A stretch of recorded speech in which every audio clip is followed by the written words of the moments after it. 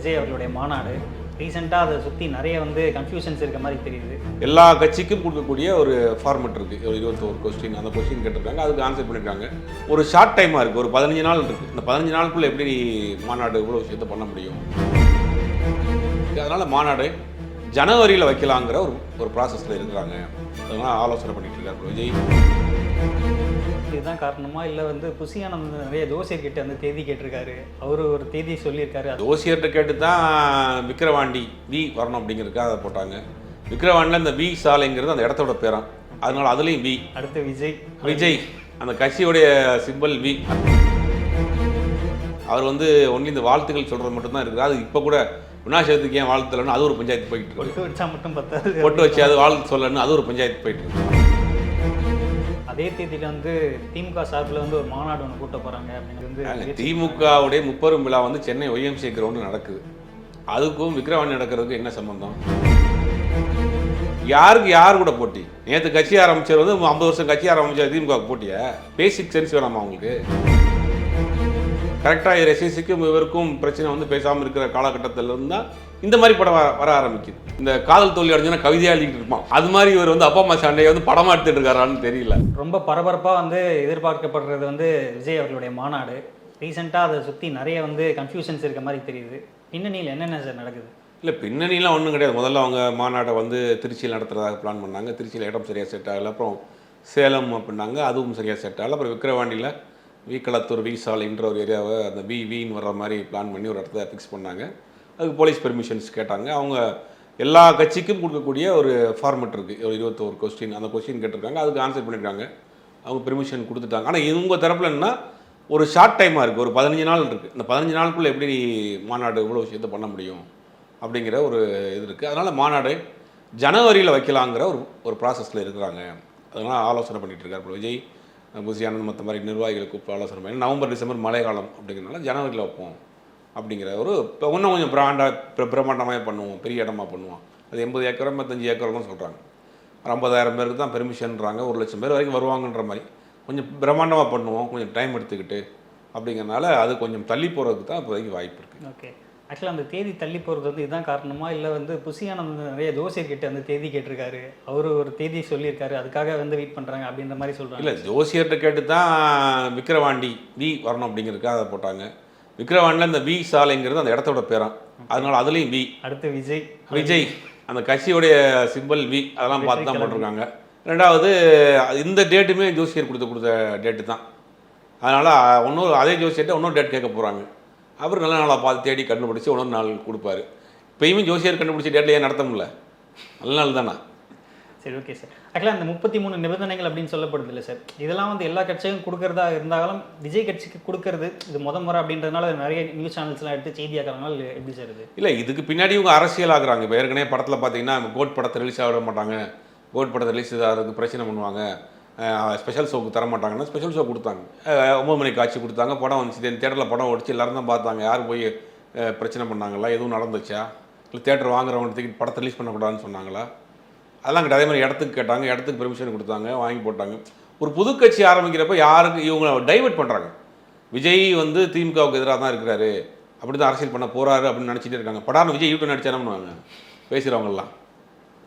அப்போ அவரே ஒன்றும் முதல்ல அவருடைய நிலைப்பாட்டை என்னன்னு சொல்லலை. அவர் யாரை எதிர்க்க போகிறோம், எந்த சித்தாந்தத்தை ஃபாலோ பண்ண போகிறோம், யார் எப்படி அரசியல் பண்ண போகிறோங்கிறதெல்லாம் அவர் இன்றைக்கு வரைக்கும் சொல்லலை. அப்படிங்கும் போது இங்கே இருக்கிற ஆட்கள், திமுகவுக்கு எதிரான ஆட்கள், விஜய் திமுகவுக்கு எதிராக தான் பண்ணுவார் அப்படின்னு அதிமுகவை சேர்ந்தவங்க, பாஜகவை சேர்ந்தவங்களும் அந்த மாதிரி அந்த டைரக்ஷனை மாற்றி விட்டுக்கிட்டே இருக்கிறாங்க. பட் விஜய் இதை ஒரு வார்த்தை கூட இது வரைக்கும் பேசுனது கிடையாது. மத்திய அரசின் நோக்கி பேசுனது கிடையாது, மாநில அரசின் நோக்கியும் பேசுனது கிடையாது. அவர் ஒன்லி இந்த வாழ்த்துக்கள் சொல்கிறது மட்டும்தான் இருக்குது. அது இப்போ கூட விநாசத்துக்கு ஏன் வாழ்த்துலன்னு அது ஒரு பஞ்சாயத்து போயிட்டு இருக்கு. பொட்டு வச்சா மட்டும் பத்தாது, பொட்டு வச்சு அது வாழ்த்து சொல்லணும்னு அது ஒரு பஞ்சாயத்து போயிட்டு இருக்கு. அப்போ இதெல்லாம் கணக்கில் எடுத்துக்கிறதெல்லாம் லிஸ்ட்டில் இந்த மாதிரி பிரச்சனைகள் நிறைய வரும். அப்படிங்கும் போது அவர் முதல்ல யாரை நோக்கி கை காட்ட போகிறாங்கிறதான அடுத்த பிரச்சனையும் வரும்.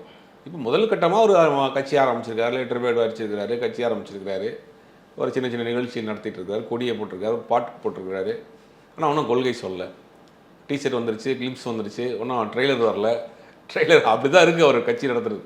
எப்பவுமே எல்லா கட்சியும் என்ன நடத்துவாங்கன்னா ஒரு கட்சி ஒரு மாநாடு போட்டு அந்த மாநாட்டில் கொடியை ரிலீஸ் பண்ணி அந்த கட்சியோடைய கொள்கைகளை சொல்லி உடனே இமீடியட்டாக கட்சியில் இறங்கிடுவாங்க. விஜயகாந்தா இருக்கட்டும், எம்ஜிஆராக இருக்கட்டும், எல்லா கட்சியாக ஆரம்பிச்சோம் அப்படி தான். இவர் முதல்ல ஒரு லெட்டர் பேட் ஆரம்பித்தார். அப்புறம் அதுக்கு பிறகு தான் கட்சியை பதிவு பண்ணார். அதுக்கு பிறகு தான் வந்து கொடியை போட்டார். அதுக்கு பிறகு ஒரு பாட்டு போட்டார். அதுக்கு பிறகு தான் வந்து மாநாடு போடுறேன், அந்த கொடிக்கு உள்ள இது சொல்கிறேன், வரலாறு சொல்கிறேன் அப்படிங்கிறாரு. வரலாறு வந்து அஜித் படம், இது வந்து கொடிக்குள்ள கதையை சொல்கிறேன் அப்படின்றார். இந்த மாதிரி நிறையா விஷயங்கள் தடுமாற்றம்ங்கிறதுல நிறையா இருக்குது. அப்போ இது பெர்மிஷன் கொடுத்துட்டாங்க, குறைந்த நாட்கள் இருக்குது, அதனால் அவரால் நடத்த முடியல. அதனால் தள்ளி போகிறதுக்கு தான் இப்போதைக்கு வாய்ப்பு இருக்குது. அதில் பின்னாடி இன்னொரு நியூஸ் இருக்கும் அப்படின்ற மாதிரி சொல்கிறாங்க. அதே தேதியில் வந்து திமுக சார்பில் வந்து ஒரு மாநாடு ஒன்று கூட்ட போகிறாங்க அப்படின்ற மாதிரி சொல்கிறாங்க. அதனால் இது வந்து தள்ளி வைக்கிறதுக்கு வந்து திமுகவுடைய 30 விழா வந்து சென்னை ஒய்எம்சி கிரவுண்டு நடக்குது. அதுக்கும் விக்கிரவாணி நடக்கிறதுக்கு என்ன சம்பந்தம்? திமுக ஆட்கள் அங்கே போக போகிறாங்க, கூட்டம் வராமல் போயிருப்பது. அவங்களுக்கு இருக்க ஆடியன்ஸ் வேறு, இவங்களுக்கு இருக்க தொண்டர்கள் வேறு. அதுக்கும் இதுக்கு என்ன சம்மந்தம் இருக்குது? அது அதே ஊரில் நடந்தால் கூட நீங்கள் ஒரு கிளாஸ் ஆகுது சம்மந்தம் இல்லாமல் மொட்டத்தலைக்கு முழங்காலுக்கு முடிச்சு போடுற வேலை அது. இது திமுகவுக்குள்ளே எப்படியாவது கொண்டு ஜாயின் பண்ணு. திமுக மாநாடு 30 விழா வந்து சென்னையில் ஒய்எம்சியில் நடக்குது. அன்றைக்கி சில பேருக்கு விருது கொடுக்க போகிறாங்க. அந்த கட்சியுடைய ரொம்ப நாளாக உழைச்சவங்களுக்கு கலைஞர் விருது, எம்ஜிஆர் பேராசிரியர் விருது, பெரியார் விருதுன்னு சொல்லி விருது கொடுப்பாங்க. அது வருஷம் அந்த செப்டம்பர் மாதம் நடக்கக்கூடிய ஒரு நிகழ்வு தான் அது. இன்றைக்கி அந்த அன்னைக்கு வந்து இதில் நடத்த போகிறாங்க. ஒரு 3 மணி நேரம் 4 மணி நேரம் நடக்க போகுது. அன்னைக்கு வந்து திமுகவுக்கு வந்து இந்த மாநாடு நடத்துறதுனால இடைஞ்சலாக இருக்கும், ஓட்டை மறைச்சிருவாங்க, ஃபுல் ஃபோக்கஸ் வந்து அப்படியே வந்து விஜய் பக்கம் போயிடும். திமுக ஆளுங்கட்சியாக இருக்காங்க, அவங்க கையில் 2-3 சேனல் இருக்குது. தமிழ்நாட்டினுடைய சிஎம் வராது, அது சீஃப் கெஸ்ட் யாராவது தேசிய அளவில் யாராவது கூப்பிடுவாங்க. அப்படிங்கும் போது எது ஹைலைட் ஆகும்? இவங்க தான் பேக் அடிச்சிருக்குன்னு சொல்ல போனால். யாருக்கு யார் கூட போட்டி? நேற்று கட்சி ஆரம்பிச்சது வந்து 50 வருஷம் கட்சி ஆரம்பிச்ச திமுகவுக்கு போட்டியா? பேசிக் சென்ஸ் வேணாமா அவங்களுக்கு? சில பேர் பேசிகிட்டு இருக்காங்க அந்த மாதிரி திமுக வந்து திமுக 30 விழா நடத்துகிறாங்க, விஜய் கட்சியார் இது அன்றைக்கி மாநாடு நடத்துனாலும் அவருக்கு இதாயிரும், எல்லா ஃபோக்கஸும் வந்து அவர் மேலே போயிடும், விஜய் இதோட இதெல்லாம் ஃபோக்கஸ் போகும். அவர் நடத்துறது விக்கிரவாண்டியில், இங்கே நடத்துறது திமுகவில். அது ஒரு திமுகவில் அப்பப்போ நிகழ்ச்சி நடந்துட்டு இருக்கு. அந்த மாதிரி ஒரு 30 விழா நிகழ்ச்சி, அது பெரிய மாநாடோ பெரிய ஏதோ ஒன்று கிடையாது. 30 விழா நிகழ்ச்சி அது சாயங்காலம் நடக்க போகிறாங்க. ஒரு 3 மணி நேரம் 4 மணி நேரம் நடக்கும். அதோட முடிஞ்சிடும். அன்றைக்கி வந்து அது நடக்கிறதுனால வந்து இதாகிடும். ஒரே ஊரில் நடந்தால் கூட நீங்கள் சொல்கிறதுக்கு வாய்ப்பு இருக்குது. அப்படிங்கும் போது அதெல்லாம் வந்து ஒரு காரணமே கிடையாது. விஜய் தரப்புலேருந்து என்ன சொல்கிறாங்க, அவங்க ஆட்கள்கிட்ட கேட்குறப்ப நாள் இல்லை, ரொம்ப இது வந்து ஒரு ஆட்களை திரட்டி மாநாடுக்கு கூட்டு வந்து போகிறதெல்லாம் கொஞ்சம் நாள் இல்லை, 10-15 நாளுக்குள்ளே இவ்வளோ விஷயங்கள் பண்ண முடியாது, முதல்ல ஆரம்பிக்கிறோம், இதில் சிக்கல் வந்துடக்கூடாது, கொஞ்சம் பார்த்து நிதானமாக கொஞ்சம் பிரம்மாண்டமாக பண்ணுவோம் அப்படின்னு அவங்க தரப்பில் யோசிக்கிறாங்க. அது தப்பு கிடையாது, அதுக்கும் இதுக்கும் சம்மந்தம் கிடையாது. அரசியலில் இந்த மாதிரி வேலைகள் வந்து விறுவிறுப்பாக நடந்தாலும் இன்னொரு பக்கம் வந்து சினிமாலேயும் அவரோட அடுத்த படம் சார்ந்த நிறைய வேலைகள் வந்து விறுவிறுப்பாக நடக்க ஆரம்பிச்சிருச்சுன்னு சொல்கிறாங்க. தளபதி 69 அதுக்காக வந்து நிறைய ஆக்டர்ஸ்லாம் வந்து உள்ளே வர போகிறாங்க அப்படின்னு சொல்கிறாங்க சார். அது சார்ந்த தகவல்கள் இருக்கா?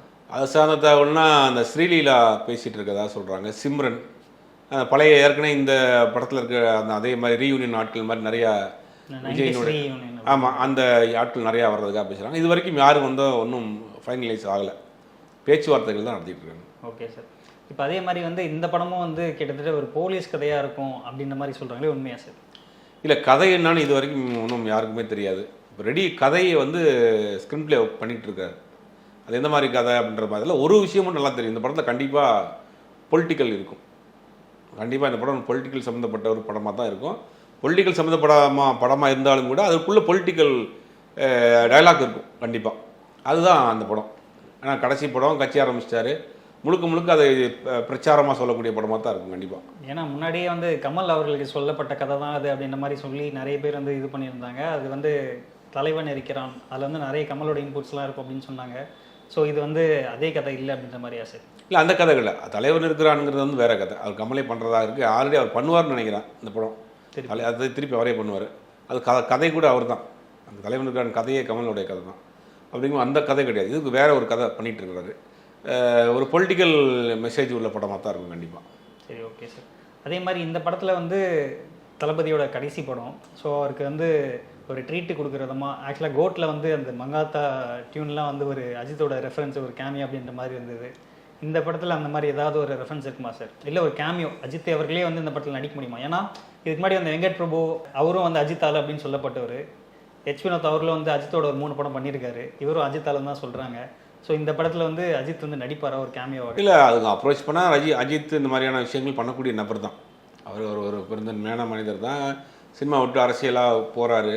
ஒரு ஃபேர்வெல் மாதிரி நம்ம கூட நடித்த சமகாலத்தில் ஒன்றா வந்தவங்க. ஒரு கொலிக் அவர் அப்படிங்கும்போது அவர் ஒரு ஒரு கெஸ்ட் ரோல் பண்ணுறது கூட வாய்ப்பு இருக்குது. அவர் ஒத்துக்கிற அந்த மாதிரியான ஆள் தான் அவர். ஆனால் அவங்க அப்ரோச் பண்ணுவாங்களா என்னன்னு தெரியல. ஓகே. ஒரு ஃபேர்வெல் மாதிரி எண்டில் ஒரு கேமியா மாதிரி வந்து ஒரு விஷ் பண்ணி அனுப்பிச்சு வைக்கிற மாதிரி ஏதாவது சீன் கூட வைக்கலாம். ஓகே. பட் அவர் அஜித்தும் பண்ணக்கூடிய நபர் தான். அதெல்லாம் அந்த மாதிரியான ஒரு எந்த விதமான இதுவும் பார்க்காத நபர் தான். ஸ்ரீதேவி அவங்களோட படத்துலேயே வந்து அஜித் வந்து கேமியோ ரோல் பண்ணி. ஆமாம், அது ஸ்ரீதேவி கேட்டுக்கிட்டதுக்காகவே பண்ணாங்க. அஜித் பண்ணணும் அப்படின்னு கேட்டதுக்காகவே பண்ணாங்க. அவங்க தரப்புலேருந்து கேட்டாங்கன்னா அஜித் கண்டிப்பாக பண்ணுவார். பட் அவங்க கேட்குறாங்களா, கதை இருக்கா அந்த மாதிரிங்கிறதெல்லாம் ஒன்றும் முடிவு பண்ணல. கண்டிப்பாக அப்படி இவங்க அப்ரோச் பண்ணால் கண்டிப்பாக பண்ணுவார். ஓகே. ஏன்னா நிறைய பேர் வந்து இப்போவே பேச ஆரம்பிச்சிட்டாங்க, இது வந்து ஒரு போலீஸ் ஸ்டோரி. அதுக்கப்புறம் வந்து ஆல்ரெடி வினோத் வந்து தீரன் அதிகாரம் 1 அப்படின்னு சொல்லி ஒரு போலீஸ் படம் பண்ணியிருக்காரு. வலிமையில் கூட அஜித் வந்து ஒரு போலீஸ் கேரக்டர் தான் வருவார். ஸோ வினோத்தும் வந்து ஒரு யூனிவர்ஸ் ஒன்று கிரியேட் பண்ணுறாரு, இவங்கெல்லாம் மீட் பண்ணுவாங்க அப்படின்ற மாதிரி சொல்லல. இல்லை, வினோத் பேசாமல் கதை எழுதுறதெல்லாம் நிப்பாட்டிட்டு ஒரு 10 நாள் சோசியல் மீடியாவிலே இருந்தாருன்னா இதுலேருந்தே ஒரு கதை எடுத்துடலாம். அவ்வளோ கதை சொல்கிறாங்க. இதுதான் கதை, இதுதான் கேரக்டர், இவர் தான் நடிக்க போகிறாங்க, இவங்க தான் கையெழுத்து போட்டாங்க, மாறி மாறி கதை சொல்கிறாங்க. பேசாமல் இவர் வினோத் சோசியல் மீடியாவை கொஞ்சம் டீப்பாக வாட்ச் பண்ணாலே அங்கேருந்தே ஒரு கதை எடுத்துடலாம். அந்த அளவுக்கு கதை வந்து சொல்லிட்டு இருக்காங்க. வினோத்தை பொறுத்த வரைக்கும் எந்த டிஸ்கஷனுக்கும் யாரையும் கூட வச்சுக்கிறது கிடையாது. தனியாக சிங்கிளாக அவர் எந்த 5 ஸ்டார் ஹோட்டல்லையோ வெளிநாடுக்கோ போய் உட்காந்து கதை எழுதுகிற இதுவும் கிடையாது. அவர் ஊரில் ஒரு கிராமத்தில் உட்காந்து முழு கதையும் வித் ஸ்கிரிப்டோட டயலாகோட எழுதிட்டு வந்து படம் பண்ணக்கூடிய ஒரு நபர். அப்படிங்கும் போது அது யாருக்குமே தெரியாது அவர் என்ன பண்ணுறாரு. அஜித்திட்ட ஒரு தாட்ஸ் ஒரு லைன் சொல்லியிருப்பார், டெவலப் பண்ணிட்டு வரேன் சார்னு ஒரு ஊருக்கு போயிருப்பார். அங்கே உட்காந்து ஃபுல் பவுண்டட் ஸ்கிரிப்டாக அவரே கைப்பட எழுதி கொண்டு வர்றது தான். மற்றபடி வர்ற செய்திகள் எல்லாமே யாருக்குமே ஒன்றும் அதிகாரமற்ற தகவல் தான். சார் அதே மாதிரி இந்த ஒரு விஷயமும் வந்து சோஷியல் மீடியாவில் வந்து ட்ரெண்ட் பண்ணிகிட்டு இருக்காங்க. இது வரைக்கும் நடித்த படங்கள் எல்லாமே வந்து விஜய் வந்து அப்பாவை பழி வாங்குற மாதிரியான ஒரு கதை இருக்கும், அதில் ஒரு அம்சம் இருக்கும் அப்படின்ற மாதிரி சொல்கிறாங்க. கோட்டு, லியோ, வாரிசு அப்படின்ற மாதிரிலாம் சொல்கிறாங்க. இந்த படமும் அந்த மாதிரி ஒரு இதுக்குள்ளே டெம்ப்ளேட்டுக்குள்ளே மாட்டிக்குமா, அப்பாவை பழி வாங்குற மாதிரி அப்படின்ற மாதிரி? இல்லை, என்னன்னு தெரியல. அது நீங்கள் அது சோஷியல் மீடியாவில் வந்த செய்தியாக இருந்தாலும் கூட அதை கனெக்ட் பண்ணி பார்க்கக்கூடிய இடத்துல தான் இருக்குது. ஏன்னா ரியல் லைஃப்பில் வேறு அதை கனெக்ட் பண்ணுறாங்க. ஆமாம், ரியல் லைஃப்பில் நடக்கிற விஷயமா தானே இருக்குது. இப்போ பார்த்தீங்கன்னா வாரிசாக இருக்கட்டும், அடுத்த வந்த படங்களாக இருக்கட்டும், இப்போ இது வரைக்குமே வந்து அப்பா பையனுக்குள்ள சண்டை பிரச்சனைங்கிறது தான் காமிக்கிறார். கரெக்டாக ரசிசிக்கும் இவருக்கும் பிரச்சனை வந்து பேசாமல் இருக்கிற காலகட்டத்தில் இருந்தால் இந்த மாதிரி படம் வர ஆரம்பிக்குது. அப்படிங்கும் போது அவருடைய மனக்குமுறலை படத்தில் இந்த காதல் தோல்வி அடைஞ்சுன்னா கவிதையாக எழுதிக்கிட்டு இருப்பான். அது மாதிரி இவர் வந்து அப்பா அம்மா சண்டையை வந்து படமாக எடுத்துகிட்டு இருக்காரான்னு தெரியல. இல்லை, உண்மையிலேயே அது வந்து அதை யோசிக்க வேண்டிய விஷயம் தான். சோஷியல் மீடியாவில் வந்து ஒரு இதுக்காக சொல்லப்பட்டாலும் கூட அதுக்கு பிறகு வந்து இது வந்து கனெக்ட் ஆகிற மாதிரி தான் இருக்குது. இப்போ இந்த படத்தில் எப்படி இருக்குதுன்னு தெரியல. ஒருவேளை ஒரு போர்ஷன் வைக்கலாம், ஒரு ஃப்ளாஷ்பேக்கில் அப்பாவுக்கு பையனுக்கு சட்டையாக இருக்கிற மாதிரி அவருடைய மனக்குமுறலை இந்த படத்துலையும் தீர்த்துக்கிறாரா என்னன்னு தெரியல.